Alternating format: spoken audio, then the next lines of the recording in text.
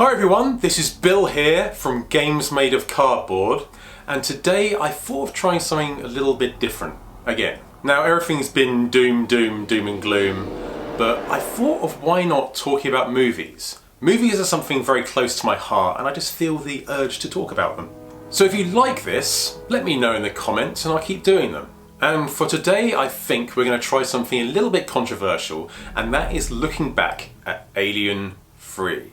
If you know me and been subscribed for a while, you'll know that I love the Alien films. Alien 1 is the Hitchcockian masterpiece by Ridley Scott. Aliens is the gung-ho action movie by James Cameron. And Alien 3 is probably one of the most hated third installments ever created on screen.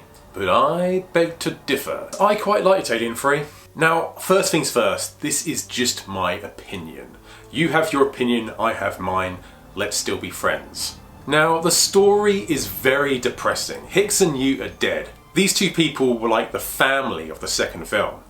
And taking them away for the third one is just very depressing.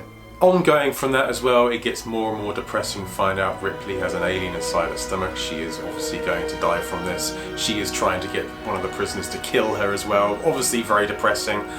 A dog dies in it, a big no-no from me. You don't kill dogs in films. It dies horrifically as well, which isn't very nice. There's a funeral of Hicks and Newt in the film as well, you've got to go through that. Also, the last act of the film is very messy. It's just prisoners running around the place getting killed off slowly. And it's just basically you don't know who is who a lot of the time because everybody has shaved heads because of a lice problem. If you can agree with me on that the film sucks because of that, completely agree with you as well. It does have elements that just really bring it down. Let's not forget though, it is trying to stand on the shoulders of Alien and Aliens. You're really not going to do that. Upon Aliens 3's production, there were lots and lots of problems. There were scripts flying around everywhere. We had a story of a wooden planet involving monks. Ripley crash lands on a planet and Hicks and Newt had died, so basically you can't blame David Fincher for that because it was already actually in a previous script. They just mishmashed them around. But it's about a wooden planet and the monks on the planet see Ripley as being an enemy for bringing the alien onto their planet and see the alien as the devil. And there was a scene that was expressed in the making of Alien 3 where they talk about it, and the alien uses the sewer system in the wooden planet to get around, and it's just swimming around in shit basically. And to kill people, it basically drags them down through the toilet, and it's described as being terrifying but funny at the same time. I don't know, man.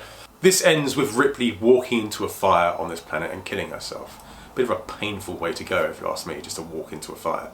We also had other scripts as well which involve the aliens coming to Earth and picturing a scene of aliens running through cornfields, which is like something out of that movie Signs. We also had an aliens origin story, where do the aliens come from, going back to their planet. Could be interesting, but do we really need to know? Leaving the mystery to the aliens is a bit more interesting, although we do have Prometheus now, which is an origin story in itself. Also, probably the most famous now is the script by William Gibson, which is completely different and basically done by the perspective of Hicks and Bishop. Ripley and Newt aren't in it, I think they're in a coma or something. This is on Audible, it's also got a comic book, and I've seen both, and what do I think of it? I think it's very, very, very weird.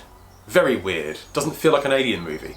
Doesn't feel like it could be an alien movie. It involves the alien being like some sort of virus that you can be infected by and eventually it bursts out of you. There's a scene where it bursts out. It's very grotesque. And there's an alien half-human hybrid which was featured kind of in Alien Resurrection, but it's in this. It's very, very, very odd. It's got these two little red eyes and a big huge tongue. I just found it a little bit odd. Who knows if it got made into a film? And last but definitely least is the script of Alien 3, in which, I don't know much about it, but it's just this one scene that I have in my mind of basically all the aliens coming together to form one ginormous Godzilla alien that goes around fucking shit up. What could be worse than that? But that one nearly got greenlit. Can you fucking believe it? So I kind of think my lucky stars that this Alien 3, just simple, prisoners on a planet, there's an alien, Ripley's looked on as being kind of the cause of this alien, they don't trust her, this sort of thing, but they can use her to try and kill the alien because it won't attack her because she has an alien queen, which is the alien's future. Nice and simple, easy, done. Done it. Fantastic.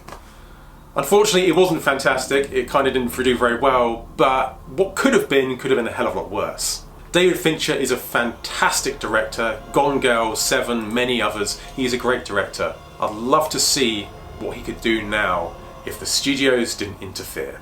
Ideally, money was the problem here, and it really is a sign that money is the root of all evil. So why do I like Alien 3 despite all of these flaws? Simply me being a bit of an artist. I love the art directions for this film. I love the brown and grey, moody, horrible, bleak tones of this. I love the fact that technology, this is the future and technology should be at its peak, but we can't even get flashlights to work. And I love the setting for this. I love the way the alien can blend into this horrible death setting. Everything is dying around them. The doors that once opened like whoosh, like something out of Star Trek, now go and I like this.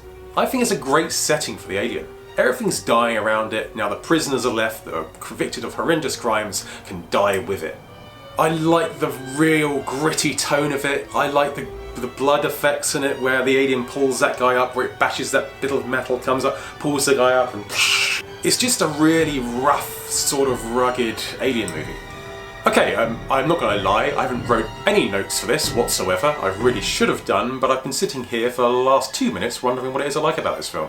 Now, I was born after Alien came out. In 1986, Aliens came out. I was way too young to watch that. But when I did, I was blown away by it. And then I saw Alien and I was blown away by that as well. In 1992, Alien 3 came out and I was at the age where I was looking forward to films coming out. Ideally, I was too young to watch that in the cinema as it had an 18 certificate in the UK. So I had to play the waiting game for it to come out on VHS and just to hope to God that my parents would rent it for me. In the meantime, we had Alien 3 on the Mega Drive, which I played religiously, and from playing that I thought, this is basically going to be a rehash of Aliens. Little did I know this is all going to be different when I watched the film. So somehow we managed to get a copy that was recorded on VHS somehow. We didn't get it from the video store. And I watched it and my parents were cringing at all the swearing in the film. There was a lot of the F-bombs. They were kind of a little bit apprehensive of the tone of the film. I think at one point they said, no, we're turning this off, and I went, no! So anyway, I watched the film from beginning to end, and I could hear my parents muttering about how much they didn't like it. But me, I was like, I want to wind it back to the beginning and watch it again. That was really cool. Anyway, I bought all the comic books and read them end to end, and to be honest, as a kid, I loved Alien 3. From growing into an adult, I definitely do see the flaws in it. But there's an element of it that I just like the tone of it. I just love that raw tone. And the music by Elliot Goldenthal, I think that's how you pronounce his name. I really think that's something too. I do have it on my phone and I listen to it at work. I'm not even going to lie about that. And the music has also inspired me for my own films as well. That's the power of music.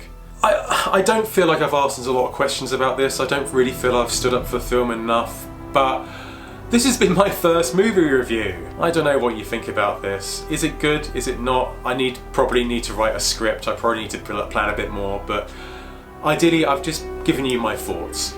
Alien 3 is just an example of why studios shouldn't interfere too much.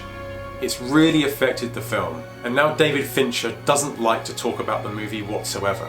I think it was really a bad experience for him as being one of his first films he ever made, if not the first film he ever made. I mean, it must have pissed him off. Anyway, I'm going to stand up for the film by saying I like Alien 3. It really doesn't deserve half the abuse it gets. There are much worse films out there. So I'm going to leave it there. If you like what I've said, let me know. I'll carry on these movie reviews. Maybe with a bit more of a script next time. This has all just come off my head and onto this camera. So thank you for watching, and tune in again for more late night movie reviews. Bye for now.